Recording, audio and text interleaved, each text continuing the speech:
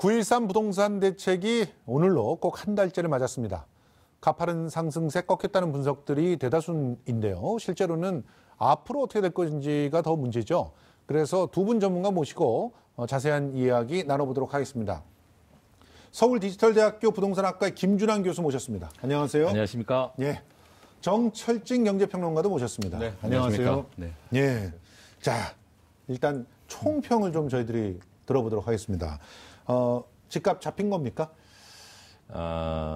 뭐 집값이 일단은 그 10월 첫째 주 집값 보면은 좀 안정세로 좀 돌아섰고요. 네. 그다음에 보통 추석 이후에 집값이 오를 때는 집값이 이제 가격이 좀 상승하는 이런 국면이 많았는데 비교적 조용하고 그래서 매도자 매수자가 서로 관망하는 시장이다 이렇게 볼 수 있겠고요. 그렇지만 서울의 강남구라든가 일부 지역들은 발표 직전보다 좀 가격 상승폭이 좀 늘어났습니다. 아, 그래요? 네, 그래서 그 이제 지금 전체적인 집값 상승의 원인이 보면은 언론에도 많이 나오지만 똘똘한 한 채, 즉 이제 강남이라든가 입지 조건이 좋은 지역의 아파트의 수요가 집중돼서 이렇게 나타나는 현상이죠. 근데 이제 이번 정책에 특히 이제 9.1 추가 대책에서도 이들 지역에 대한 구체적인 그런 공급 계획이 빠졌지 않습니까? 그래서 시장이 아직까지는 좀 관망세로 좀 있는 상태다 이렇게 보시면 되겠습니다. 그래서 정부가 이제 추가 대책을 구체적으로 공급 계획이 나온다면 시장은 좀 안정세로 좀 접어들 가능성이 상당히 높고요. 근데 이제 다음 대책에서도 이것이 이제 알맹이가 빠진다면 시장은 또 다시 이제 발표 이전으로 요동칠 가능성도 전혀 배제할 수는 없다 이렇게 생각합니다. 우리 정평론가님께서는 어떻게 보셨어요? 크게 두 가지 특징이 있는 것 같습니다. 첫 번째, 그러니까 9.13 대책 직전에 가장 큰 문제가 이제 미친 호가라고 하죠. 보통 우리가 9억의 가격이 체결됐으면 9억 5천에 내놔야 되잖아요. 매도자가. 근데 바로 그 다음에 11억이 나왔습니다. 11억이 또 팔리면 그 다음에 14억. 그러니까 이 집주인들이 그냥 부른 이 미친 호가가 있었는데 이것은 거의 대책 이후에는 완전히 사라진 것이 첫째 특징이라고 할 수가 있겠고요. 두 번째는 거래 절벽입니다. 아까 김 교수님도 얘기했지만은 대책 후에 거래가 거의 지금 체결되는 분위기가 아니거든요. 지역에 따라서는 뭐 그 전달과 비교해 봤을 때는 뭐 10분의 1 토막 정도. 그러니까 거의 거래가 자취를 감췄다. 이렇게 두 가지 특징을 볼 수가 있겠고 우리가 집값 안정이라고 하면 집값이 떨어져야 된다는 생각이 있지 않습니까? 근데 중요한 것은 아직 집값이 떨어진 것은 아니고요. 다시 말씀드리지만은 일단은 호가가 제대로 좀 잡히고 있다라는 것이고 상승 폭이 줄어들고 있다. 이렇게 정리해 볼 수 있겠습니다. 우리가 이 시간에 다시 한번 9.13 부동산 대책 주요 내용을 그래픽으로 좀 짚어보면서 그러면서 이야기를 계속 이어나가겠습니다. 일단 고가주택의 세율이 인상됐죠. 그리고 3주택 이상 또 조정 대상 지역에는 2주택 이상의 추가 과세가 실행이 되는 거고 세 부담이 분명히 상한이 올라가면서 상향이 됐습니다. 그래서 조정 대상 지역의 2주택자 및 3주택자 이상은 300%까지 올라갔다. 그리고 다주택자의 경우는 주택담보대출이 금지된 곳이 그러니까 완전히 담보대출 자체가 안 되는 곳이 생겼다는 거예요.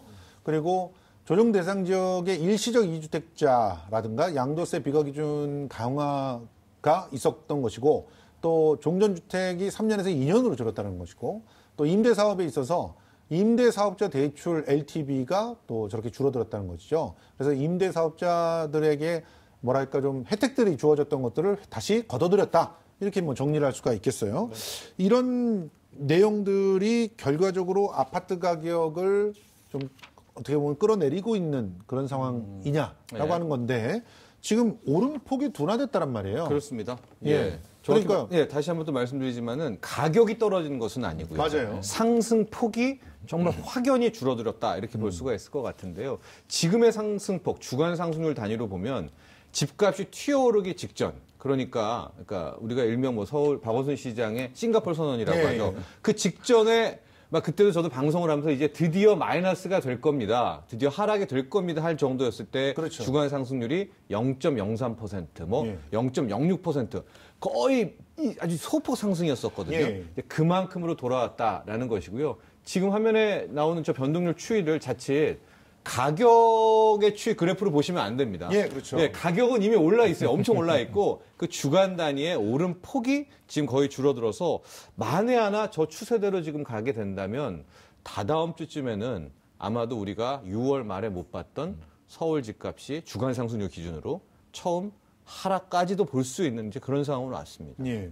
지금 보니까 그 매수 우위 지수라고 하는 것도 의미가 있더라고요. 보니까 그 집을 사고 싶어 하는 사람들의 심리를 가장 잘 반영하는 게 이 지표라면서요. 이 지표를 좀 분석해 주시죠. 국민은행에서 집계하는 지표인데요. 매수 우위 지수라는 것은 이제 0에서 204인데요. 이제 100을 넘어설수록 이제 매수자가 많다는 의미입니다. 그렇죠. 그런데 이제 지난 7월 그 말일경에 한 지수가 100을 이제 넘어섰는데요. 9월 초에 171까지 올랐다가 지금 이제 발표 직후에 67% 정도가 하락해서 이제 7월 말 수준으로 돌아갔습니다. 그래서 이제 매수 우위 시장이 발표 이후에는 급격하게 떨어져서 매수자가 아니라 매도자가 더 많은 시장으로 바뀌었다 이렇게 보시면 되겠고요. 그렇습니다. 아까도 우리 그 위원님께서 말씀하신 이제 아파트 매매 거래 지수라는 게 또 있습니다. 이제 거래 지수도 보면은 지난 8월 27일 날 65.7이었는데 지금은 이제 13.9까지 내려갔습니다. 그러니까 지금 아까 말씀하신 대로 지금 시장은 가격은 아직도 떨어지지 않고 있는 시장입니다. 특히 이제 문제가 되는 지역, 서울, 강남, 수도권 일부 지역들. 근데 이제 매수자도 줄어들고 매도자도 줄어들고 있는 이런 형국이라고 볼 수 있겠습니다. 그래서 지금 이제 이 시장의 지금 흐름이 과연 앞으로 어느 방향으로 튈 것인가 이것은 우리가 좀 지켜봐야 되지 않을까 이렇게 생각을 합니다. 예. 자, 그럼 좀 간단하게 정리를 해드리면 지금 현재 아파트는 팔지도 않고 사지도 않고 있다. 그렇죠. 그렇죠. 팔려고 하는 사람도 뭐 이런 시장에서는 내놓기 싫다 이러고 있는 거고 사려고 하는 사람은 더 기다려야 되겠다. 그렇죠. 돈도 없고. 돈도 없고. 대출도 못 받고. 그런 상황인데 인기 있는 강남권 아파트들은 뭐 가격 상승세가 또 나오고 있다 이런 얘기는 또 뭐예요? 그렇습니다. 이제 강남 쪽에서도 코어 중에서도 코어 그러니까 강남의 재건축 아파트도 아니고 재건축이 다 완성된 지 한 1년에서 3년 안짝인 정말 새 아파트 같은 경우는 글쎄요 가격이 상당히 아직도 잘 버티고 있다라는 것을 볼 수가 있는데 이제 국토부가 한번 논쟁이 됐었던 그 문제 있지 않습니까? 이제 반포 서초구의 아크로 리버 땡땡 같은 경우에 이제 당시에 20평형대 아파트가 24억이 넘어가지고 정말 평당 1억 됐냐 안 됐냐 막 조사하고 아니다 이건 루머였다로 끝났는데 실은 30평형대 아파트가 30억이 넘게 체결이 되면서 결과적으로 이거는 뭐 등록이 됐습니다.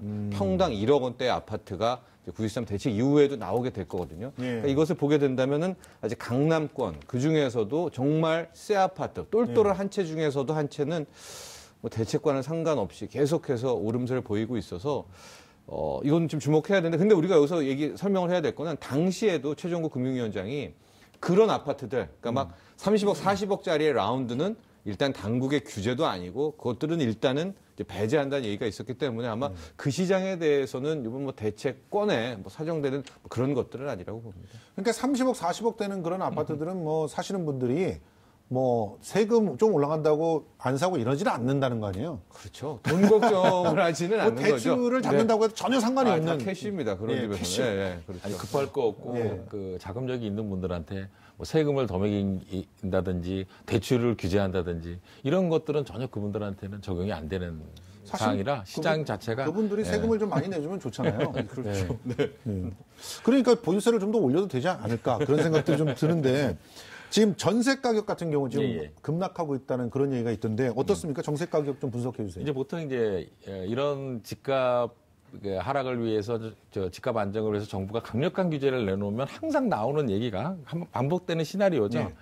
그래서 전세 가격 임대료가 상승을 한다 이렇게 많이 얘기를 합니다. 이번에도 이제 정책 발표 이후에 이제 그런 얘기가 나오는데 시장의 흐름을 보면은 지금 말씀하신 대로 처음에 약간 걱정을 했지만 실제적으로 보면은 굉장히 전세 가격이 안정된 시장으로 좀 가고 있습니다. 특히 이제 지금 가을 이사철이라는 점을 감안했을 때는 실제적으로는 전세 가격은 좀 하락했다라고 보실 수 있겠습니다. 그러니까요. 저도 이거 되게 이제 주목을 많이 했었는데 그 많은 언론들 상당수 언론에서도 대책 이후에 이제 오히려 사람들이 집을 못 사니까 이제 그 수요가 전세 수요로 남아서 전세값이 오르는 또 하나의 뭐 기현상이 힘든 상황이 나올 것이다라고 했고 첫 주에는 실은 아까 표도 나왔지만 꽤 올랐습니다. 예. 그래서 이러면은 실은 대책이 필요 없거든요. 근데 지금 보니까 2주, 3주 후 지금 시점에서는 전세가도 함께 안정화되는 모습은 확연히 좀 나타나고 있는 그런 상황입니다. 그러니까 이게 참 좀 신기한데 사실은 이분들이 이사철에 어딘가 이사는 갈 거 아니에요. 네. 그러면 집을 사던가 아니면 전세를 가던가 그렇게 움직이시는 건데 그러니까 전세를 올리는 사람들도 줄어들었다 이런 얘기네요. 정리를 그렇죠. 하자면. 전세 수요 자체도 지금 정확히 파악은 안 되지만 일단은 공급이 그러니까 소위 말하는 물량 공급이 많았기 때문에 아하. 전세로 또 살 분들이 이미 서울 어딘가에는 또 들어갔겠고 그렇군요. 아니면 이제 난민이라고 하죠. 수도권으로 빠졌거나 이래서 더 올려줄 여력이 돼야 버티는 거 아닙니까? 전세값이라는 것도. 사실은 지금 예. 말씀하신 걸 듣고 보니까 물량은 굉장히 많이 공급됐잖아요. 그렇죠. 이미 한 3년 전서부터 이제 막 분양하고 막 이랬던 물량들 수도권에 많이 있죠. 지역에 네, 굉장히 많이 엄청나죠. 풀려서 전세로는 이제 하락의 요인들이 있었던 건데 네. 이제 그런 것들이 이제 지금 뭐 어떻게 보면은 효과를 나타내고 있다. 이렇게 볼 수가 있겠네요. 그렇죠. 거기다 이제 전세담보대출도 있고 규제도 나오고 뭐 이러면서 또 안타깝지만 더 올려줄 여력이 없어서. 여력이 없는 분들도 떠나게 되고 하면서 전반적으로 최근 1, 2주를 보면 전세 시장도 빠르게 안정화되고 있는 것 같습니다. 그렇네요. 정확한 지적이신데요. 네. 사실 이명박 박근혜 정부에서 이제 전세 가격이 상승했던 이유는 사실 전세 가격을 집주인이 오르면 세입자들이 본인의 능력이 되지 않습니다. 근데 정부에서 워낙 전세자금 대출을 많이 해주니까 네. 아주 저리로 쉽게 전세자금을 조달할 수 있었습니다. 그래서 그 시장에서는 그 집주인이 소유자가 전세 가격을 계속 올려도 가능한 시장이었죠. 근데 지금 시장은 아까 말씀하신 대로 정부가 이제 전세자금 대출마저도 조이고 있는 시장이기 때문에 금리도 올리고. 예, 금리도 올리고 그래서 만약에 전세 가격을 올리면 세입자가 과거에는 대출해서 그 돈을 메꿔줬지만 지금은 떠나는 이런 현상. 그래서 지금 시장은 집주인이 이제 그 과거 2, 3년 전이랑 다른 게 집주인이 마음대로 전세 가격을 올릴 수 있는 시장 조건이 여건이 되지 않는다는 점이 큰 차이가 있습니다.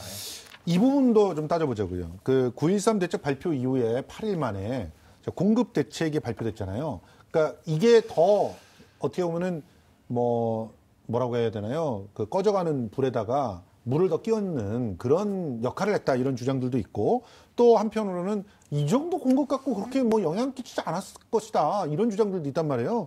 어떻게 보세요? 이번 이제 정부의 8.21 대책이죠. 공급의 추가 대책에는 이제 한 가지 의미가 있습니다. 문재인 정부가 지금까지는 공급은 필요 없다라는 이런 일관된 기조로 왔거든요.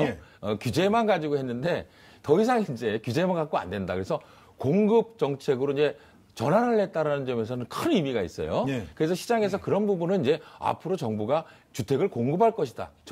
저가의 주택을 이런 부분에서는 시장에서 받아들였는데 구체적인 방안을 내놓지 못했습니다. 대부분 미정. 그래서 시장에서 정말 할까? 이런 의구심이 있는 거죠. 그래서 아직까지는 큰 효과를 시장에 주기가 좀 어려운 상황이 아닌가. 이것을 더 구체화시켜야 되는.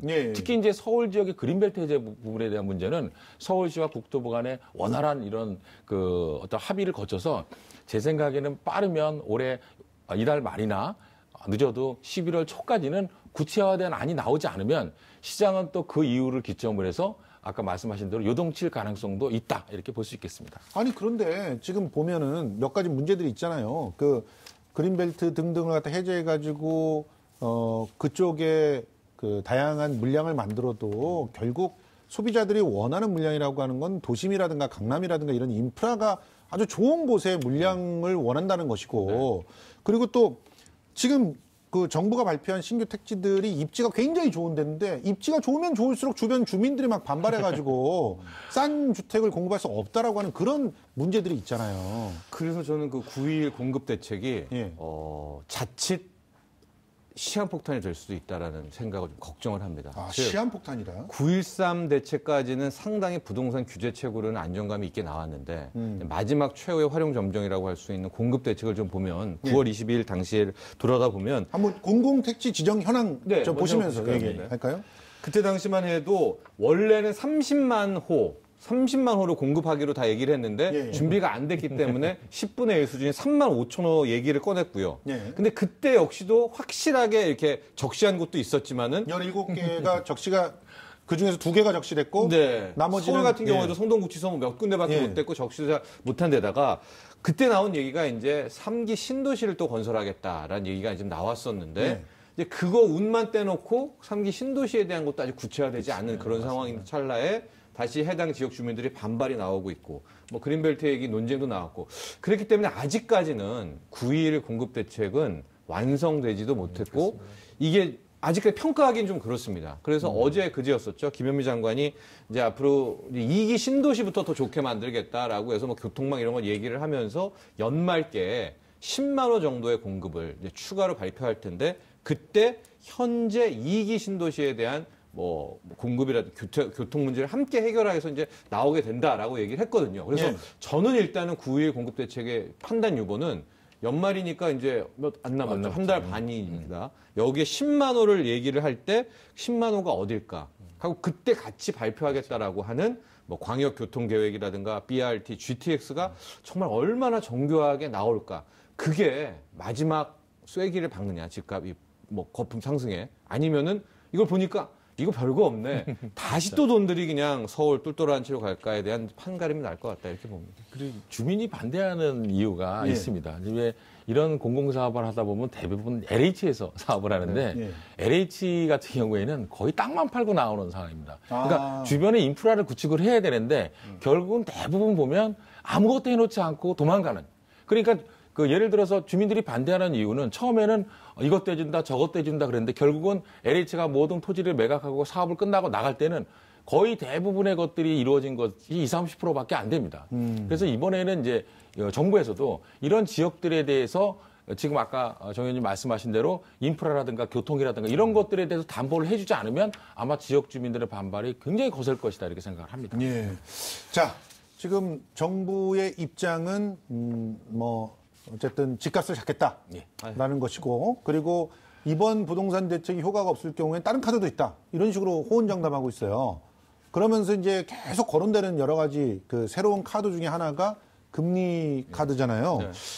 이거는 어떻게 보고 계세요? 지금 현재 금리 카드가 사용이 될까요? 일단은 이제 중요한 걸 한번 짚고 그 다음에 전망할 텐데 예. 저는 항상 얘기했던 게 이제 금리 인상에 선제적인 통화 정책을 써야 한다는 이제 주장을 연초부터 해왔었거든요. 근데 약간 저랑 정부의 기준이 다른 게 정부는 부동산을 잡기 위해 금리를 올려야 된다라는 그런 이제 주장이거든요. 예. 근데 글쎄요, 세계 어디에서 통화 정책을 구사하는데 부동산을 잡으려고 금리를 올리는 법은 없거든요. 근데 저는 그렇죠. 금리 인상에 대한 필요성을 왜 얘기를 했느냐? 미국과의 금리 역전 때문입니다. 예. 이게 지금은 미국이 우리보다 0.75%포인트가 높거든요. 예, 그렇게 지금은 괜찮다 하지만 꼭 사단이 났어요. 예. 이게 꼭 1년이 됐든 2년 뒤가 됐든 금리 역전이 나오면 우린 연 1.5인데 지금 미국은 2.25까지 가 있습니다. 연.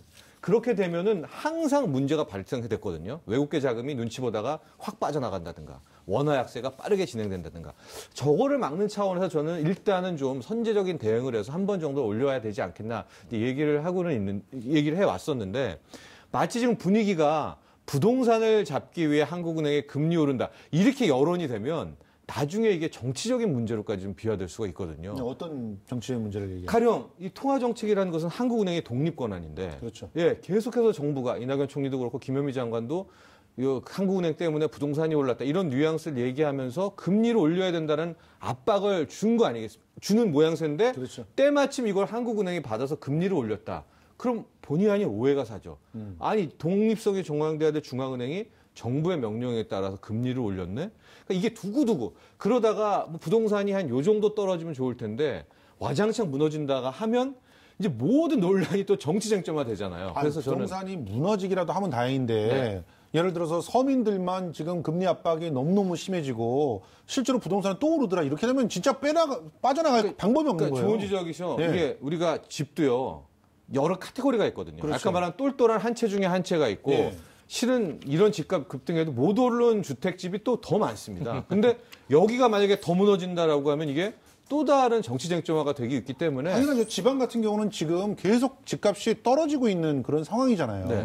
근데 그런 데 같은 경우는 대출 금리까지 올라가 버리면 더더욱 안 살 거란 말이에요. 그래서 저는 선제적 대응은 필요하지만 마치 이런 상황 부동산 잡으려고 금리 올린다 이렇게 자꾸만 이게 되는 상황에서 하는 것은 약간 많이 걱정이 돼요. 이렇게 생각을 한다는 것도. 네. 이것도 참 문제입니다. 근데 또 하나 그 공급 대책에서 문제가 되는 것이 지금 벌써 인구는 계속 줄고 있잖아요. 뭐 그러니까 정확하게 말하면 인구가 늘어날 가능성들이 앞으로 없어지고 오히려 태어나는 인구들은 계속 줄어들고 있잖아요. 그럼 결과적으로 나중에는 집들이 적어질 상황인데 지금 그린벨트를 막 집권해제해가지고 막 초강수를 둬서 새로 만들어 놨는데 그런데 이거는 만들어지고 분양하고 이런 거는 한 3, 4년 이후란 말이죠. 그렇죠. 그때 가서 집값 폭락의 요인이 된다. 이러면 또 굉장히 힘들어지는 거 아닙니까? 이제 오늘 이제 저희가 얘기하는 그 어떤 테마랑 다소 좀 벗어날 수도 있지만 지금 말씀을 하셨으니까 지금 우리나라 인구는 굉장히 줄어들고 있고요. 일본 같은 경우는 2040년이 되면은 지방 중소도시의 절반이 사라진답니다. 그 정도로 굉장히 어려운데 우리나라도 지금 인구가 그 감소하기 시작하면요. 그 꺾이는 속도가 일본보다 1.5배 이상. 그렇다면 지금 이제 물론 이제 강남 집값, 서울 일부, 그다음에 수도권 일부 지역의 집값을 잡겠다고 서울과 수도권의 주택을 막 공급했다. 과잉되게 공급을 하면 서울과 수도권 지역은 괜찮습니다. 그렇죠. 문제는 앞으로 10년, 20년 후에 서울 지역에 인구가 몰려들면 결국은 지방 도시들이 인구가 비기 때문에 그때 되면 아마 이것이 자칫 잘못하면 지방 주변 도시, 지방 중소도시의 어떤 슬럼화라든가 쇠퇴화가 그렇죠. 가속화될 가능성이 상당히 높다. 그래서 저는 사실 지금 집값을 잡자고 이렇게 대규모로 공급하는 것도 좋지만 이것을 좀 지방 중소도시라든가 주변 도시를 미래를 생각한다면 이것도 뭔가 스탠스를 조절할 필요가 있지 않나. 그러니까요. 그냥 계획도 없이 무조건 뭐 30만 원. 이게 공급하는 게 다가 아니거든요. 그러니까 사실 30만 원 공급하면 이 인구가 웬만한 중소도시 전체 인구입니다. 그러니까 이런 부분에 대해서도 좀 아무 어떤 스타디 없이 무조건 집값이 오르니까 때려잡겠다. 이런 식의 발상은 제가 보기에는 우리나라 지금 현재 상황에서 맞지 않다. 이 부분은 좀 약간 우리가 좀 수정을 해야 되지 않겠나 생각을 합니다. 평론가님이 보시기에는 추가로 또 내놓을 만한 카드 또 어떤 게 있나요? 뭐 현재로서는 공시지가 현실화가 있을 텐데 그걸 선뜻 확정을 못 지는 이유가 이제 공시 가격을 올리게 되면 뭐 비싼 집에 종합부동산세도 오르지만 재산세도 함께 오르게 되는 이제 커다란 올릴 것도 올려야죠. 그 조세 저항이 있기 때문에 이제 공시가격 현실화를 얼만큼까지 이제 단행을 할 것인가. 현재 뭐 강남 비싼 집은 50%도 안 되거든요. 그렇죠. 이제 이건 이제 거의 한 70% 평균적으로 80%까지 끌어올리니 공시가격 현실화 카드가 하나 있겠고요.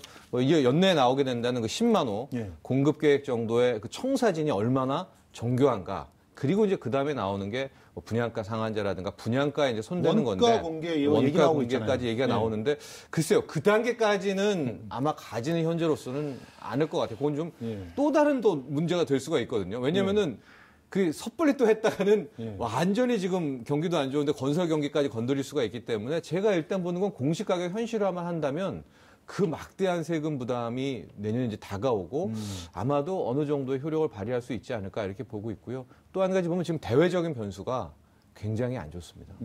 지금 미국 상황, 중국 상황, 뭐 무역 갈등에 따른 또 하나의 실물 경기 침체 이런 것들이 국내 주식뿐만 아니라 부동산에 영향을 100% 미치거든요. 그렇기 때문에 요즘도 고려해야 되죠. 그러면 이제 마지막으로 그 대책이라고 말할 수 있는 것 중에서 상당히 카테고리는 다르지만 아까 우리 김 교수님 말씀하신 것 중에서 그 우리가 눈여겨볼 만한 게 정말 괜찮은 지역의 도시를 우리가 혁신도시 뭐 이런 식으로 얘기를 많이 했었잖아요. 이전에. 근데 그런 것들을 좀 더 강화해서 그런 도시를 아예 만들면 그리고 정부나 혹은 유력한 그런 공기업이나 이런 것들이 글로 내려가서 어떤 그 붐업을 갖다 할 수 있는 그런 분위기를 만들면 그러면 서울에 대한 수도권의 그 밀집 현상이나 이런 것들을 개선을 하면서 또 다른 동력들이 좀 생기지 않을까요? 지금 최근에 지금 아마 집값이 이렇게 오른다라는 얘기를 이 방송을 보시는 지방에 계신 분들은 남 얘기. 그러니까요. 이건 서울 집값만 오르는 거예요. 그것도 강남 집값만. 근데 유일하게 이 부분을 실감하고 있는 지방 도시 중에는 대부분이 혁신 도시라든가 공공기관 이전했다라든가 세종시 같은 이런 도시들, 그 진주라든가. 맞습니다.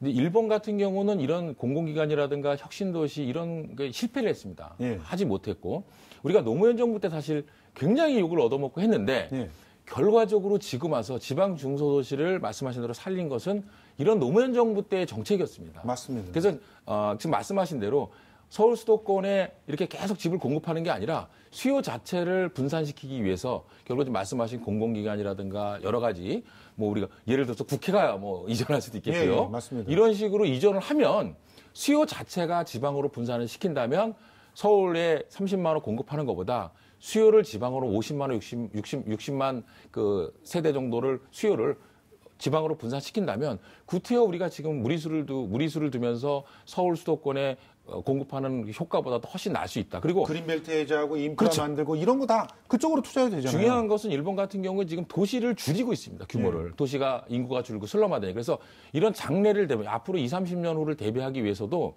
이렇게 좀 말씀하신 대로 이 수요 자체가 되는 이런 원동력을 지방으로 분산시키는 정책을 같이 병행하는 것이 필요하지 않나 이렇게 생각합니다. 그렇습니다.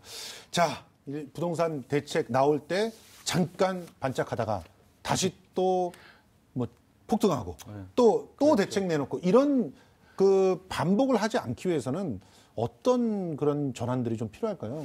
글쎄요, 저는 그 책의 일관성의 문제였었던 것 같아요. 아, 일관성이 제일 중요하다. 작년 파리 대책부터 얘기를 했지만은 파리 대책, 그 다음에 나오는 이제 뭐 다주택자 양도세 굉장히 강력했었거든요. 예. 근데 이게 잘 됐었습니다, 실제로. 예. 다시 한번 말씀드리면 5월, 6월까지 완전히 잡혔어요. 근데 예. 그 뒤에 나왔던 이제 기획재정부의 첫 번째 나왔던 종부세 개편안. 예. 그게 정말 약했잖아요. 너무 약했죠. 예, 콩알탄. 그때부터 시장은 대역전이 났었고. 예.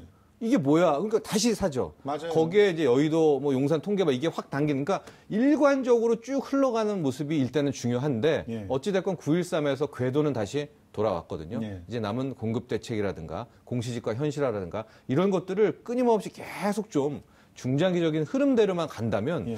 글쎄요, 제가 보기에 이제 이번 9.13이 아마 거의 이제 최종적인 마지막 이번 현 정부의 대책이 되지 않을까 라는 게 보고 짧게 있습니다. 우리 교수님. 예. 일단은 이제 강남 지역이라든가 일부 고가 주택이 가격이 급등하는 것을 가지고 전체 대한민국을 걱정하면서 어떤 획일화된 정책으로 하기는 어렵다. 아, 이런 시장을 정책으로 잡긴 사실 거의 어렵습니다. 맞아요. 그러기 위해서는 이런 주택에 대해서는 시장 논리에 놔두고 또 전체적인 주택에 대해서 어떤 올바른 장기적인 정책을 가져가야 되는 게 필요하고요. 아까 말씀하신 대로 이제는 이런 주택 공급도 중요하지만 주택의 수요의 원천이 되는 이런 그 수요를 지방으로 이전해서 분산시키는 것이 오히려 더 어떤 집값 안정에 도움이 되지 않을까 이렇게 생각을 합니다. 알겠습니다. 네, 지금까지 서울디지털대학교 부동산학과 김준환 교수님 그리고 정철진 평론가와 함께 했습니다. 고맙습니다. 감사합니다. 예.